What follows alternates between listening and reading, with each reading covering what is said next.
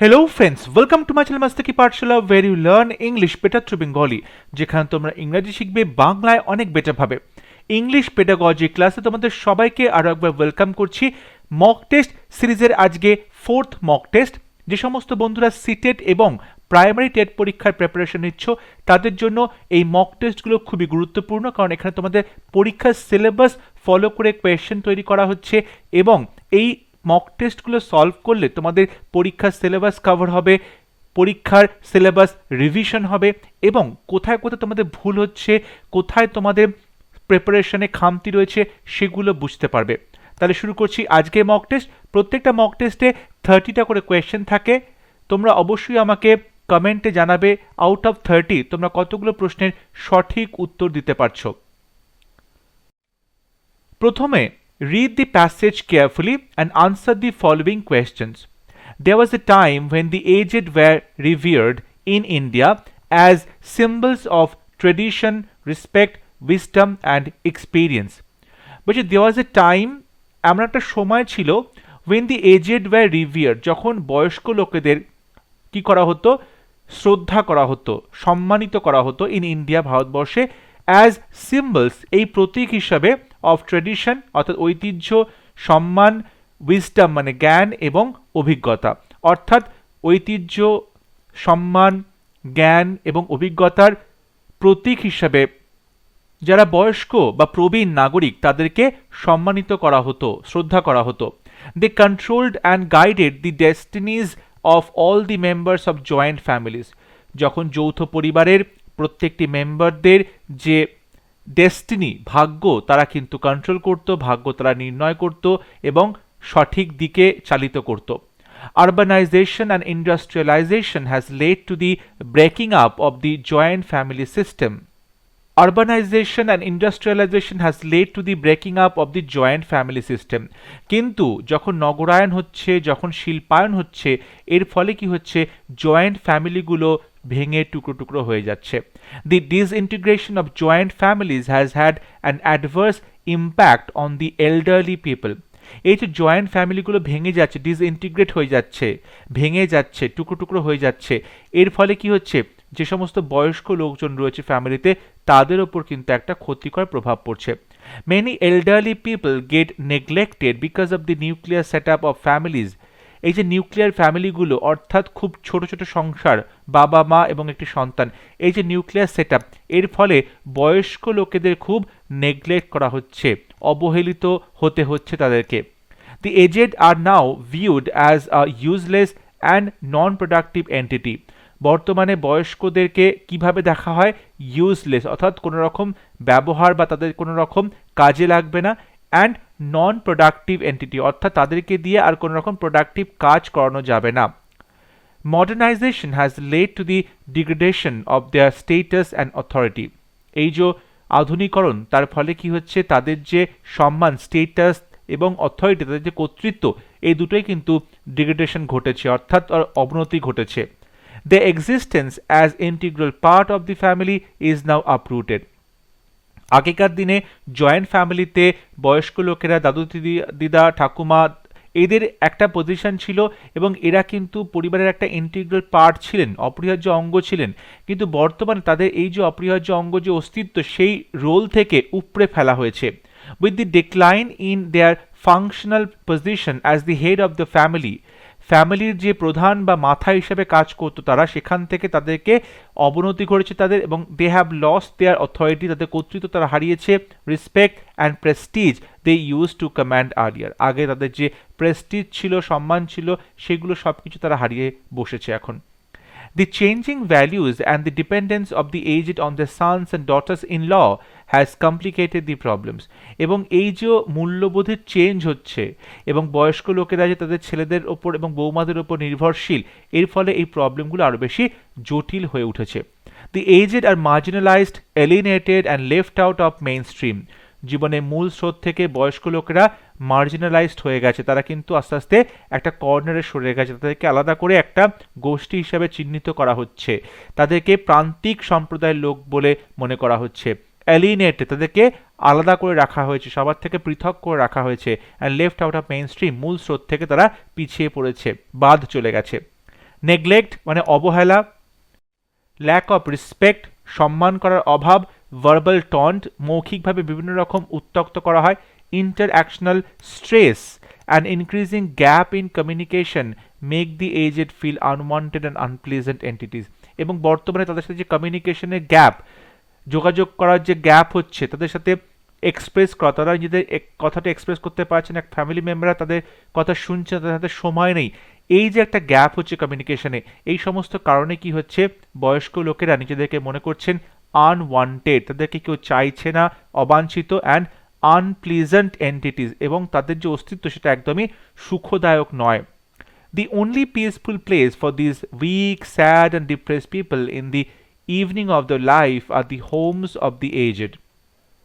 এবং এই রকম যে লোকজন যারা দুর্বল, যারা খুব দুঃখী এবং যারা খুব ডিপ্রেসড মানুষজন, মন খারাপ করে আছে, হতাশ লোকজন, তাদের জীবন সায়ান্নে এসে একমাত্র বাড়ি হচ্ছে old age home. Old age home অর্থাৎ বৃদ্ধাবাস। আন্ডার দি এক্সিস্টিং সার্কামস্ট্যান্সেস, পরিবর্তিত এই যে সিচুয়েশন বর্তমানে যেটা রয়েছে, the need for old age home has certainly increased, অর্থাৎ বৃদ্ধাবাসের যে প্রয়োজন সেটা অনেক বেশি বেড়ে গেছে, and they have become a must for the elderly to lead a peaceful and happy life among those who share and care for them. এবং এইরকম একটা বয়সে এসে এটা কিন্তু এখন খুব অবশ্যই একটা দরকারি কাজ হয়ে গেছে যে বয়স্ক লোকেরা এখন থেকে খুব শান্তিপূর্ণ জীবন কাটাবে, সুখী জীবন কাটাবে তাদের নিজেদের মধ্যে থেকে, অর্থাৎ তাদের মতো অন্যান্য যে সমস্ত বয়স্ক মানুষজন রয়েছে তাদের মধ্যে থেকে, তাদের সাথে দুঃখ কষ্ট শেয়ার করে, তাদের সাথে একে অপরের প্রতি কেয়ার করে তারা কিন্তু বাদবাকি জীবনটা কাটাবে। অর্থাৎ এখানে একটা ওল্ড এজ হোমের কথা বলা হচ্ছে, এই প্যারাগ্রাফে ওল্ড এজ হোমের কথা বলা হচ্ছে। এই প্যারাগ্রাফ থেকে এবার আমরা question answer solve করব। First question, urbanization and industrialization has led to, নগরীকরণ এবং শিল্পায়ন নিয়ে গেছে কোন দিকে, neglect and stress, degradation of the families, option C breakup of joint family setup, joint family যে যৌথ ফ্যামিলিগুলো ভেঙে যাচ্ছে, নন প্রোডাক্টিভ এন্টিটি। সঠিক উত্তর হবে অপশন সি, অর্থাৎ আরবানাইজেশন অ্যান্ড ইন্ডাস্ট্রিয়ালাইজেশনের ফলে যেটা হলো সেটা হচ্ছে জয়েন্ট ফ্যামিলিগুলো ভেঙে টুকরো টুকরো হয়ে গেল। অপশন সি হবে রাইট আনসার।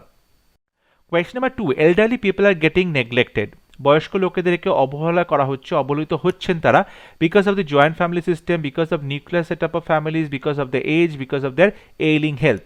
সঠিক উত্তর হবে option B, because of nuclear setup of families, অর্থাৎ ফ্যামিলিগুলো অনেক বেশি ছোট হয়ে গেছে, এর ফলে বয়স্ক লোকেদের কিন্তু নেগলেক্টেড হতে হচ্ছে। সো অপশন বি হবে right answer. Question number 3, we should behave more responsibly and revise hour, আমাদের উচিত আরও বেশি দায়িত্ববান হিসেবে কাজ করা এবং আমাদের রিভাইজ করা উচিত, আমাদের যে কোন বিষয়টা আমাদেরকে সংশোধন করতে হবে, past moral values, behaviour and conduct, strength and weakness. সঠিক উত্তর হবে অপশন বি, মোরাল ভ্যালিউজ, আমাদের যে নৈতিক ভ্যালিউজগুলো রয়েছে, নৈতিক মূল্যবোধগুলো রয়েছে, সেগুলোকে আমাদের রিভাইজ করতে হবে। সঠিক উত্তর হবে option B. Question number 4, the only peaceful place left for the aged is, বয়স্ক লোকেদের জন্য সব থেকে যে শান্তিপূর্ণ জায়গাটা রয়েছে সেটা কি, their native place, their parent house, the old age home, orphanage। সঠিক উত্তর হবে option C, old age home অর্থাৎ বৃদ্ধাবাস। Question number 5, neglect, lack of respect, verbal taunts, communication gap make the aged feel, এগুলোর ফলে বয়স্ক লোকেরা কি ফিল করে, unwanted and unpleasant, cared and concerned, stressed and strained, unavailable and outdated। দেখো এই যে নেগলেক্ট করা হচ্ছে, রেসপেক্ট দেওয়া হচ্ছে না, ভার্বালি টন্ট করা হচ্ছে, কমিউনিকেশন গ্যাপ, এগুলোতে কি হচ্ছে, বয়স্ক লোকেরা অনেক বেশি নিজেদেরকে মনে করছে আনওয়ান্টেড অ্যান্ড আনপ্লিজেন্ট, তাদের অস্তিত্বটা একদমই অবাঞ্ছিত, তাদেরকে কেউ চাইছে না, এবং তারা তাদের যে অস্তিত্ব সেটা খুবই আনপ্লিজেন্ট, সুখদায়ক নয়। সো সঠিক উত্তর হবে option A. Question number 6, the word degradation can be replaced by, degradation বলতে কি বোঝানো হয়, ডিগ্রেডেশন মানে হচ্ছে অবনতি, হিউমিলিয়েশন, অ্যাডমিরেশন, এস্টিম, ইনডিগনিটি। দেখো হিউমিলিয়েশন মানে হচ্ছে অপমান করা, সঠিক উত্তর হবে না, কারণ ডিগ্রেডেশন মানে হচ্ছে অবনতি, অপশন ডি হচ্ছে রাইট অ্যান্সার। ইনডিগনিটি, কারোর যে ডিগনিটি মর্যাদা সেখান থেকে তাকে নিচে নামানো হচ্ছে, সেটাই হচ্ছে ডিগ্রেডেশন, যাতে অবনতি ঘটছে। সো অপশন ডি হবে রাইট আনসার, ইনডিগনিটি, অর্থাৎ সম্মান থেকে তাকে নিচে নামিয়ে দেওয়া হচ্ছে, তাকে অসম্মানিত করা হচ্ছে, তার অবনতি ঘটছে। পরবর্তী question, read the passage and answer the questions. Macbeth grew careless of life and wished for death. মাকবেথ আস্তে আস্তে জীবনের প্রতি উদাসীন হয়ে উঠল এবং সে মৃত্যু কামনা করতে শুরু করলো। I want to die, said Macbeth. Macbeth বললেন আমি মরতে চাই। But when the news came that Malcolm's army was now close by, কিন্তু যখন এই খবর তিনি জানতে পারলেন যে ম্যালকমের সেনাবাহিনী আস্তে আস্তে বাড়ির কাছে চলে আসছে, he became determined to fight. তিনি সংকল্প নিলেন তিনি লড়াই করবেন and destroy his enemy. তার শত্রুকে তিনি কি করবেন? ধ্বংস করে দেবেন। He shut himself up in the castle of Dunsinane, where upon a day there came a messenger to him, and pale and trembling with fear, almost unable to report what he had seen, when at least he spoke, it was bad news for Macbeth. দেখো বলা হচ্ছে যে he shut himself up in the castle of Dunsinane. ডানসিনেনের যে দুর্গ, সেই দুর্গে তিনি নিজেকে আটকে রেখেছিলেন, বন্দি বানিয়ে রেখেছিলেন। where upon a day, কোনো একদিন এরকম চলতে গিয়ে there came a messenger, একজন বার্তাবাহক বা মেসেঞ্জার এলেন তার কাছে, ম্যাকবেথের কাছে, এবং পেল অ্যান্ড ট্রেমলিং, তিনি ভয়ে কাঁপছিলেন, তার মুখটা পুরো শুকিয়ে গেছে, বিবর্ণ, almost unable to report what he had seen when at least he spoke, এবং তিনি প্রায় কথা বলতেই পারছেন তিনি কি দেখেছেন, কিন্তু শেষ পর্যন্ত তিনি কথা বললেন। ইট ওয়াজ ব্যাড নিউজ অফ মাকবেথ, কিন্তু তিনি যখন কথা বললেন বা খবরটা জানালেন সেটা ছিল মাকবেথের পক্ষে খুবই বাজে খবর। I stood guard on Dunsinane hill and I looked towards Birnam, আমি ডানসিনেন হিলে পাহারায় ছিলাম এবং আমি তাকিয়ে দেখলাম বেরনামের দিকে। দ্য ম্যান সেড, সেই লোকটি আরও বললেন, the wood had begun to move, বেরনামে যে গাছগুলো রয়েছে, জঙ্গল রয়েছে, সেটা নড়তে আরম্ভ করেছে।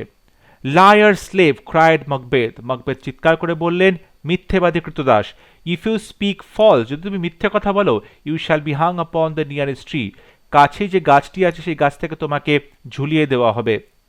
He no longer fail secured, এর ফলে কি হলো, বার্তাবাহকটা বা মেসেঞ্জারটা খুব একটা নিরাপদ মনে করলেন না। ফেট ইট সিমড হ্যাড ট্রিকড হিম, তিনি মনে করলেন ভাগ্য, সৌভাগ্য তাকে অবশ্যই ট্রিক করেছে।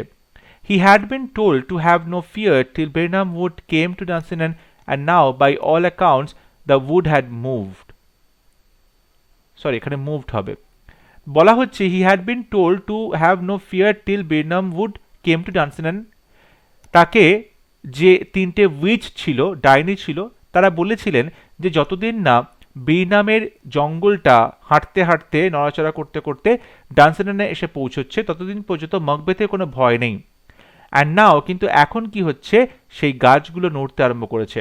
Let us arm ourselves and fight, he said, তিনি তার যে আর্মি তাদেরকে বললেন, চলো আমরা আবার অস্ত্র তুলে নিই এবং লড়াই শুরু করি।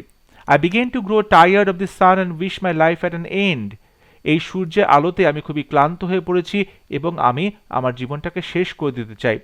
হি লেড হিজ আর্মি, সরি এখানে হিজ হবে, he led his army from the castle and made ready to fight the army of Malcolm and Macduff who has now come up to Dunsinane, তিনি তার যে আর্মি রয়েছে সেনাবাহিনী তাদেরকে কি করলেন, দুর্গ থেকে নিয়ে গেলেন নেতৃত্ব দিয়ে এবং তাদেরকে তৈরি করলেন লড়াইয়ের জন্য ম্যালকম এবং ম্যাকডাফের যে সেনাবাহিনী যারা ডানসিনেনে এসে পৌঁছবে তাদের সাথে। এই প্যারাগ্রাফে আমরা মাকবেথ অর্থাৎ উইলিয়াম শেক্সপিয়ারের যে বিখ্যাত নাটক রয়েছে ট্র্যাজেডি মাকবেথ, সেখান থেকে ছোট্ট একটু অংশ গল্প আকারে। Question number 7, Macbeth made ready to fight against the army of, Macbeth তৈরি ছিল লড়াই করতে কাদের সেনাবাহিনীর আগেনস্টে? Option A Malcolm, option B Macduff, option C Macbeth and Macduff, none. দেখো এখানে যেটা সঠিক উত্তর হবে সেটা হচ্ছে ডি, নান, কারণ মাকবেথ নয়, এখানে ম্যালকম এবং ম্যাকডাফ এই দুজনের সেনাবাহিনীর সাথে তিনি লড়াই করার কথা ছিল, ইন্ডিভিজুয়ালি কারোর সাথে কিন্তু নয়, দুজনের যে শক্তি সেই সেনাবাহিনী একসাথে, তাহলে এখানে কোনো উত্তরই সঠিক হলো না। রাইট অ্যান্সার হবে option D, none. Question number 8, the wood that began to move was, যে জঙ্গলের গাছ নড়তে শুরু করলো সেটা কোথায় ছিল? Dunsinane, Malcolm, Birnam, Macduff. সঠিক উত্তর হবে option C, Birnam. Question number 9, the correct antonym of slave, slave অর্থাৎ কৃতদাস, তার সঠিক অ্যান্টোনিম কি হবে? Teacher, master, creator, servant. সঠিক উত্তর হবে অপশন বি, মাস্টার। স্লেভ মানে হচ্ছে চাকর বা কৃতদাস, মাস্টার মানে প্রভু। সঠিক উত্তর হবে option B. Question number 10, Macbeth received a bad news from his, Macbeth খারাপ খবরটা পেয়েছিল কার থেকে? From his messenger. Option D হবে রাইট আনসার। এরপর গ্রামারে কিছু question. Question number 11, and dash of poems, caravan, bunch, bundle, anthology. সঠিক উত্তর হবে option D anthology. Anthology of poems মানে কবিতার সংকলন। দেখো ক্যারাভেন এটা হচ্ছে মরুযাত্রীর দল, এটা ক্যামেলস কিংবা পিলগ্রিমসদের সাথে হয়, সঠিক উত্তর হবে না।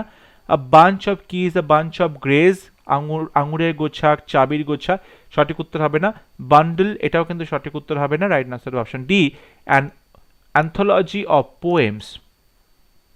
Question number 12. Add a suitable prefix to honor to make a new word. Honor শব্দের সাথে নতুন prefix add করতে হবে। Hyper, dis, anti, post. সঠিক উত্তর হবে অপশন বি dishonor. Dishonor মানে অসম্মান, সো অপশন বি হবে right answer. Question number 13. Being sick, the boy went home. এই সেন্টেন্সটা কি ধরনের সেন্টেন্স? দেখো being sick এটা একটা ফ্রেজ, আর দ্য বয় এটা হচ্ছে সাবজেক্ট একটা, ওয়েন্ট হোম ওয়েন্টটা হচ্ছে ভার্ব ওয়ান, তাহলে এখানে কিন্তু একটাই ফাইনাইট ভার্ব আছে, তাই এটা হচ্ছে মেইন ক্লজ হচ্ছে, আর মেইন ক্লজ যুক্ত যে সেন্টেন্স তাকে বলা হবে simple sentence, so option C হবে right answer. Question number 14. Choose incorrectly spelled word. ভুল বানান চুজ করতে বলা হচ্ছে। Commission, omission, possession, occasion. দেখো ওকেশন বানান ভুল, এখানে কি হবে সেটা হচ্ছে যে ও ডাবল সি এ, এখানে একটা এস হবে, একটা এস হবে, O double C S I O N occasion, so option D হবে right answer. Question number 15. Error correction. The manager of this bank is a close friend of me, sorry এখানে this হবে। The manager of this bank is a close friend of me এখানে হবে না, of mine হবে, of mine হবে, ঠিক আছে। এখানে কিন্তু পজেসিভ অ্যাডজেক্টিভ বসাতে হবে। The manager of this bank is a close friend of mine, option সিতে ভুল আছে, পার্ট সিতে ভুল আছে। Question number 16. এবার ইংলিশ পেডাগজির প্রশ্ন। ফিডব্যাক ইজ, ফিডব্যাকটা কি হয়?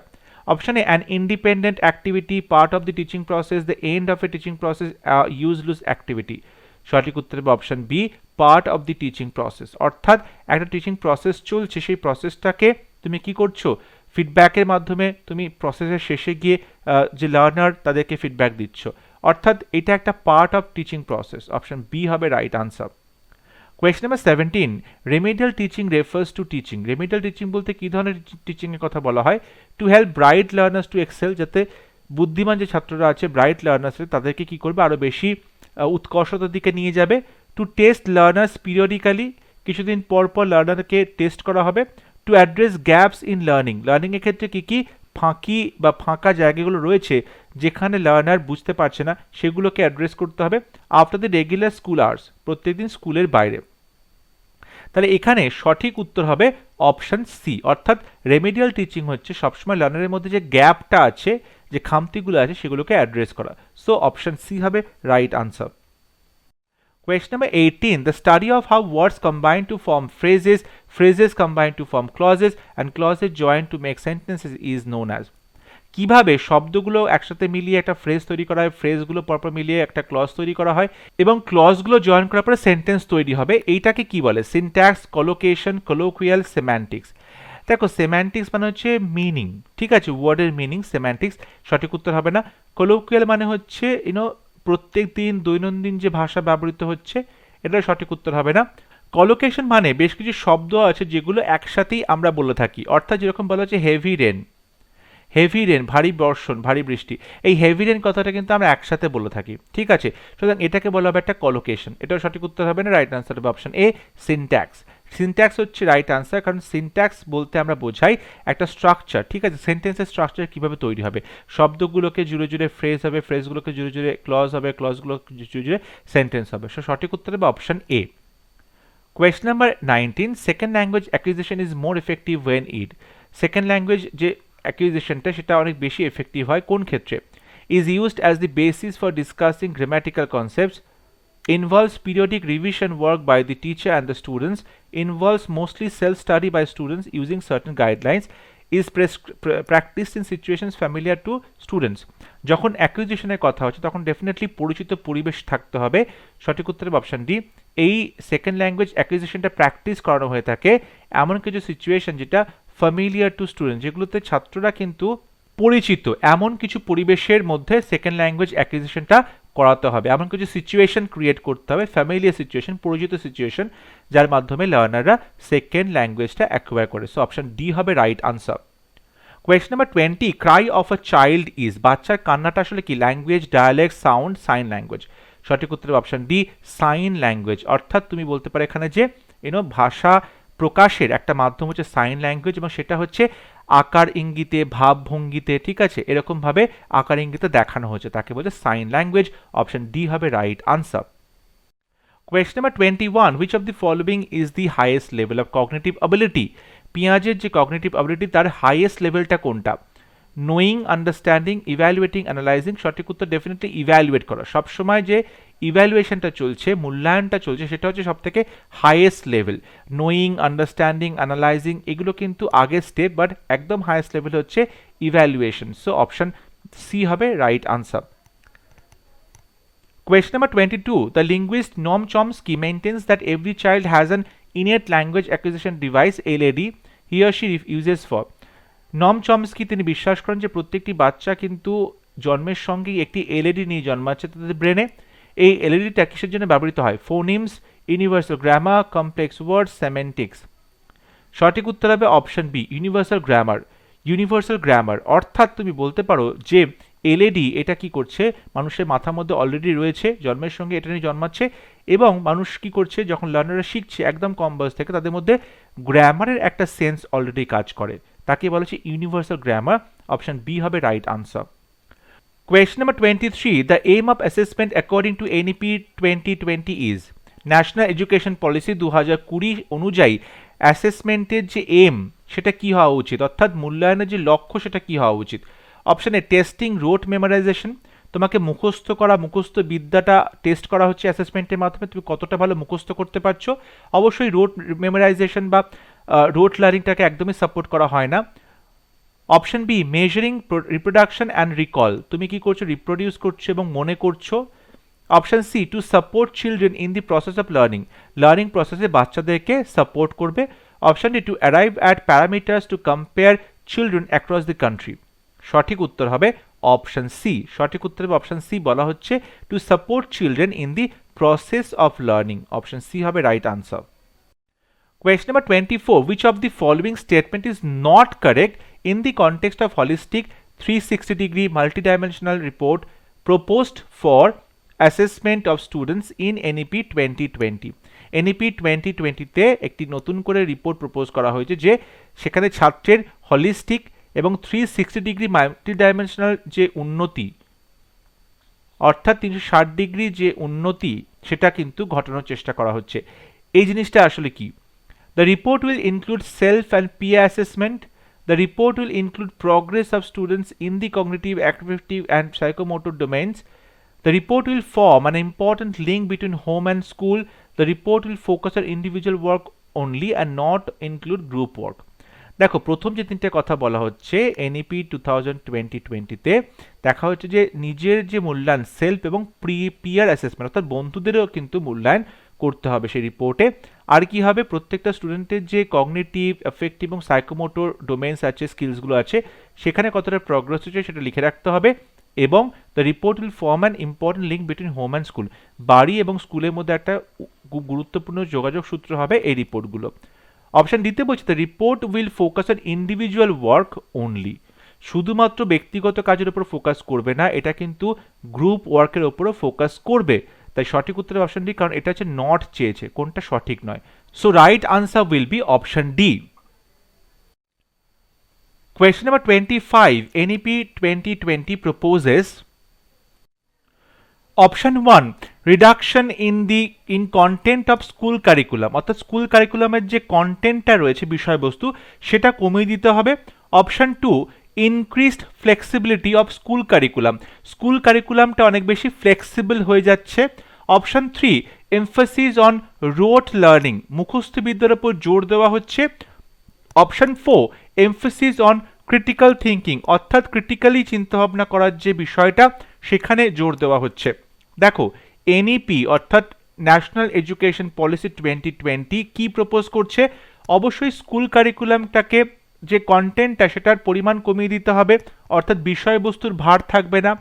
যে স্কুল কারিকুলাম সেখানে ফ্লেক্সিবিলিটি তৈরি করতে হবে, অর্থাৎ একটা স্ট্রিমের স্টুডেন্ট অন্য স্ট্রিমের সাবজেক্ট চুজ করতে পারছে, এই ফ্লেক্সিবিলিটিটা তৈরি করতে হয়েছে, এটাও সঠিক। এবং মুখস্থ বিদ্যার উপর একদমই জোর দেওয়া হচ্ছে না, অপশন 3টা ভুল। অপশন 4 এ বলছে ক্রিটিক্যাল থিঙ্কিং এর উপর জোর দিতে হবে, এটাও সত্যি কথা। তাহলে 1, 2 এবং 4 এই তিনটে পয়েন্ট কিন্তু সঠিক, সুতরাং সঠিক উত্তর হবে অপশন সি। 1, 2 এবং 4 এই তিনটে পয়েন্ট রয়েছে, সো সঠিক উত্তর হবে option C. Question number 26. According to NEP 2020, education will begin at the age of NEP 2020 অনুযায়ী শিক্ষাটা শুরু হবে কত বছর বয়সে? 3 years, 5 years, 6 months, 1 year। সঠিক উত্তর হবে অপশন এ 3 years, অর্থাৎ 3 বছর বয়স থেকেই বাচ্চার এডুকেশন বা শিক্ষা শুরু হবে। Question number 27. NEP 2020 states that learning should be NEP 2020 বলা হচ্ছে লার্নিংটা কিরকম হবে? Content oriented, textbook centric, experiential, behaviouristic. দেখো লার্নিংটা অবশ্যই কন্টেন্ট বেস করে হবে না, টেক্সট বুক সেন্ট্রিক হবে না, বিহেভিয়ারিস্টিক হবে না, যেটা হবে সেটা হচ্ছে অপশন সি এক্সপেরিয়েন্সিয়াল। অর্থাৎ লার্নিংটা হবে বাই গেইনিং এক্সপিরিয়েন্স, অর্থাৎ অভিজ্ঞতার মাধ্যমে। আর অভিজ্ঞতার মাধ্যমে শিখবে, অভিজ্ঞতাটা কিভাবে হবে? অভিজ্ঞতাটা হবে অ্যাক্টিভ ইনভলভমেন্টের মাধ্যমে। যেরকম লার্নাররা যেমন ধরো হ্যান্ডস অন লার্নিং, হাতে শিখে সেখান থেকে অভিজ্ঞতা হবে, সেখান থেকে লার্নিংটা হবে। কিংবা ধরো আর্টস ইন্টিগ্রেটেড কিছু বা স্পোর্টস ইন্টিগ্রেটেড কিছু বা স্টোরি টেলিং বেসড যে লার্নিং বা কারিকুলাম, সেই রকমের মাধ্যমে বাচ্চারা কি করবে? অভিজ্ঞতা সঞ্চয় করে সেখান থেকে তাদের লার্নিং হবে। সো অপশন সি হবে সঠিক উত্তর, experiential. Question number 28. NEP 2020 recommends multilingualism, monolingualism, standardization of curriculum, standardisation of assessment.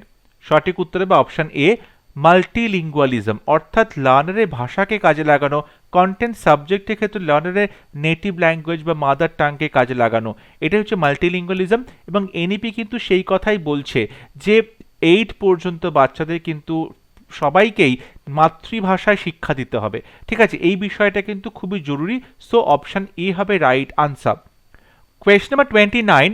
NEP 2020 proposes pedagogical shift from, pedagogical shift হচ্ছে কিসে থেকে কিসে?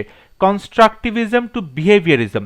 দেখো কনস্ট্রাকটিভিজম হচ্ছে লার্নার নিজে কাজ করার মাধ্যমে শিখছে, এখান থেকে বিহেভিয়ারিজমে যাবে না। অর্থাৎ বিহেভিয়ারিজম থেকে কনস্ট্রাকটিভিজমে আসতে পারে, কারণ লার্নিং বাই ডুইং এটা হচ্ছে মেইন কথা, কিন্তু এখানে উল্টো বলা হচ্ছে, তাই অপশন এটা ভুল। অপশন বিতে বলছে রোট লার্নিং টু কনসেপচুয়াল আন্ডারস্ট্যান্ডিং, অর্থাৎ মুখস্থবিদ্যা থেকে তোমাকে কনসেপ্ট সম্পর্কে আন্ডারস্ট্যান্ডিং তৈরি করতে হবে। এই অপশন বিটা কিন্তু সত্যি কথা হয়েছে। অপশন সিতে বলছে inquiry based learning to drill and practice, অর্থাৎ তুমি এনকোয়ারি করছো, অনুসন্ধান করছো, সেখান থেকে তোমাকে ড্রিল অ্যান্ড প্র্যাকটিসে যেতে হবে, এটাও কিন্তু উল্টো হয়ে গেল। অপশন ডিতে বলছে assessment for learning to assessment of learning, assessment for learning হচ্ছে ফরম্যাটিভ ইভ্যালুয়েশন, ফরম্যাটিভ অ্যাসেসমেন্ট, সেখান থেকে বলছে অ্যাসেসমেন্ট অফ লার্নিং অর্থাৎ সামেটিভ অ্যাসেসমেন্ট, অর্থাৎ এটা হচ্ছে ফরম্যাটিভ থেকে সামেটিভ, এটাও কিন্তু উল্টো হয়ে গেল। তাই সঠিক উত্তর হবে option B rote learning to conceptual understanding, মুখস্থ বিদ্যা না করে সেখান থেকে কনসেপ্ট সম্পর্কে আন্ডারস্ট্যান্ডিং তৈরি করতে বলা হচ্ছে এনইপি 2020-তে। Last question, vocational education should be included from which grade? কোন গ্রেড থেকে ভোকেশনাল এডুকেশন, ইন্টার্নশিপস এগুলো স্টার্ট করা উচিত? Grade 8, grade 10, grade 5, grade 6। সঠিক উত্তর হবে অপশন ডি গ্রেড 6, অর্থাৎ যখন বাচ্চা ক্লাস 6-এ পড়ছে তখন থেকেই বাচ্চাকে ভোকেশনাল এডুকেশন এটা ইনক্লুড করতে হবে এবং বাচ্চাকে ইন্টার্নশিপে তৈরি করতে হবে, ইন্টার্নশিপের ব্যবস্থা করতে হবে বাচ্চার জন্য। সুতরাং সঠিক উত্তর হবে অপশন ডি, ক্লাস 6 থেকেই বাচ্চা কিন্তু হাতে করে নিজে কাজ করতে শুরু করবে, ভোকেশনাল এডুকেশনে সে ভর্তি হচ্ছে। সো অপশন ডি হবে right answer. So I hope আজকের মক টেস্ট তোমাদের প্রত্যেকটা প্রশ্ন, তাদের এক্সপ্লেনেশন তোমরা বুঝতে পেরেছো। তোমরা আমাকে কমেন্টে লিখে জানাও আউট অফ 30 তোমরা কতগুলো প্রশ্নের সঠিক উত্তর দিতে পেরেছো। পরবর্তী লেসনে খুব শীঘ্র দেখা হবে। যদি ভিডিওটি ভালো লাগে ভিডিওটি লাইক করবে, শেয়ার করবে এবং অবশ্যই আমার চ্যানেলটি সাবস্ক্রাইব করতে ভুলবে না। সবাই খুব ভালো থাকবে, সুস্থ থাকবে। Thank you.